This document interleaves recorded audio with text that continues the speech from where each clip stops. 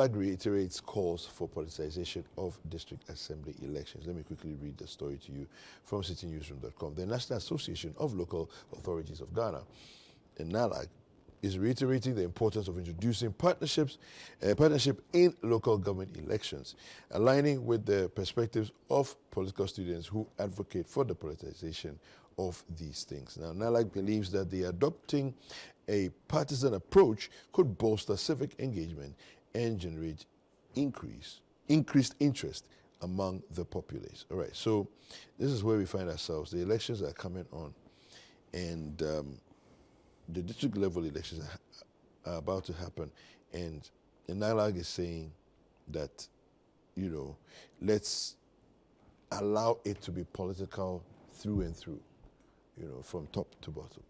What do you make of it? I disagree. I totally disagree. I think our position on this district assembly elections have been it's on record.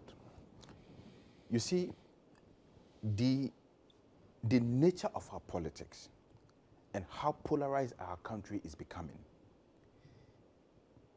it's going to be very, very much suicidal to want to extend that level of polarity to grassroots, to the grassroots politics. I think that we need to be able to build consensus. There's a reason why the framers of the Constitution made the local governance elections non-partisan. Because at the local level, that is where decisions are taken.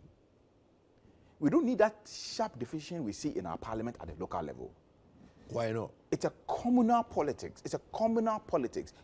At the local level, the framers of the Constitution envisage consensus building rather than active politicization of issues. Yeah, but here's a situation where you find that the political parties are involved anyway. Exactly. All the way to the grassroots. Exactly, because the political parties are always going to be involved because of the interest and the benefit it serves them. Yes. Especially in their political mobilization. So why don't we just rationalize it and say, we're making it? No, that is not the basis for rationalizing it. No, but what would you lose if politicians become involved properly and we make it partisan?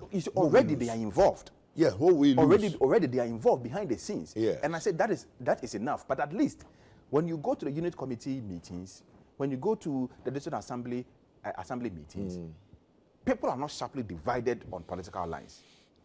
Well, even though the political parties will support you behind the scenes, when you go to the assembly, it's purely consensus building.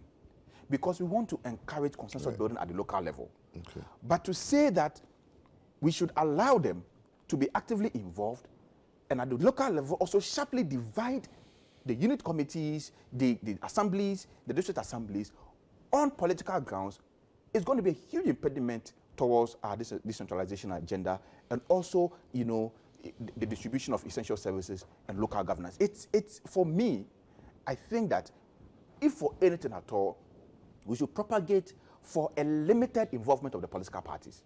The fact that they are involved doesn't make it illegal.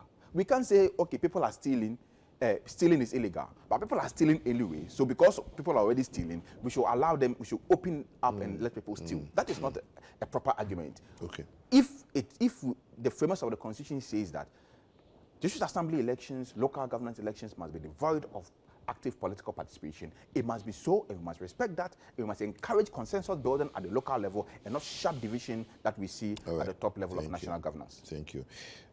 Jeffrey. Yeah, I think the NALAG call comes in to support early calls for the politicization of the district, assembly elections. And this has been some CS citizens and some scholars. It is a call to correct the ostrich system. I'm sure they were calling it in to prevent that ostrich system where we all know that some of these people, they claim actually have political support, like my brother as rightly has said, that it's been asserted that political parties have been funding these, contestants at that level, Yeah. So, I mean, it's an ostrich system that when you listen to the presentation from NALAG, they are looking at it, look, it's something we know, so let's just be frank with ourselves and allow it to flow. But then, these are the issues, the politicization of discussions among the community dwellers. When you go to a district level, you even know in their discussions they are choosing from political belongings already. The emerging of candidates from political groups. Some of the candidates are known members of the, you know, the community, let's say constituency level activities of political parties. And then the support groups, people who are following them, can be easily linked with political parties. These are the things that are going on. And then also others like posters. Some of them, they are posters, you can see that it has political colorations in silence, you understand? So this is what also, these are the issues that is informing some of these calls that, look, let's stop playing ostrich. If we want to play it straight, let's play it straight. But then there's also the issue of the risk of party whip.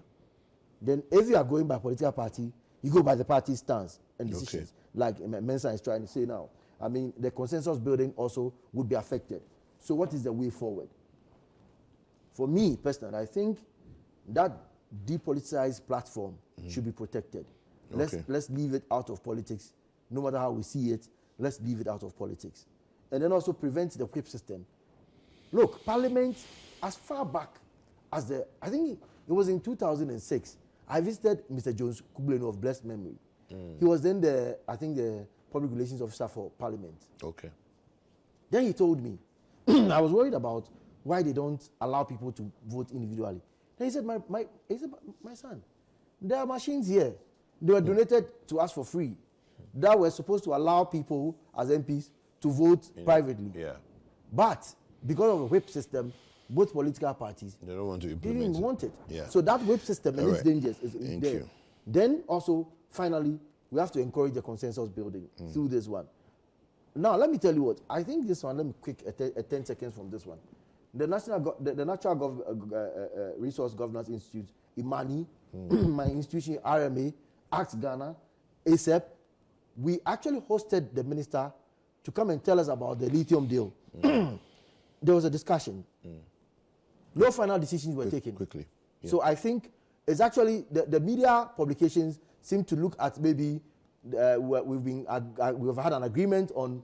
No. He came in to explain to us, and we had some questions for him, and so there are further discussions to go on. So let's leave it at that. Let me take this opportunity to, in advance, wish Citi FM, I mean the entire family from the top, yourself and all the cameramen here, my brothers, a very Merry Christmas. And look, I mean, you guys have done so well. You are putting social issues out there. We are celebrating you, not because we are sitting on a studio, but out there, people are encouraging you to do more. You are doing better for us. Ghana loves you, and we always will protect you. There's been ups and downs. You are doing your job. We've seen attacks on you, and we didn't like it. But the best we can do for you is to pray for God's blessings for all of you. Waking up at dawn and sitting here is not about the salary. It's about the God factor for God and country. And finally, I'll say a very good Merry Christmas to our newly married man. Freshly minted. Yeah. He's so taken. That's why we shouldn't hide it. He's so taken. Freshly minted. To his wife, welcome to Ghana. We have you. Asew Akwawa. And Merry Christmas to Asew. All right, thank you very much to my guest this morning, Jeffrey Kabitio Kansi. He's the Executive Director of the Revenue Mobilization Africa. And Mr. Mensa Thompson, freshly minted from the, marriage vows and all that. But did you realize something? Executive Director when he was speaking, did you realize? Alliance he's so tame. For social equity and public accountability. Can you ask him about he's a fresh groom, so he has to be, When he's talking about the marriage thing, as if he's singing. He's all right. from a low tone.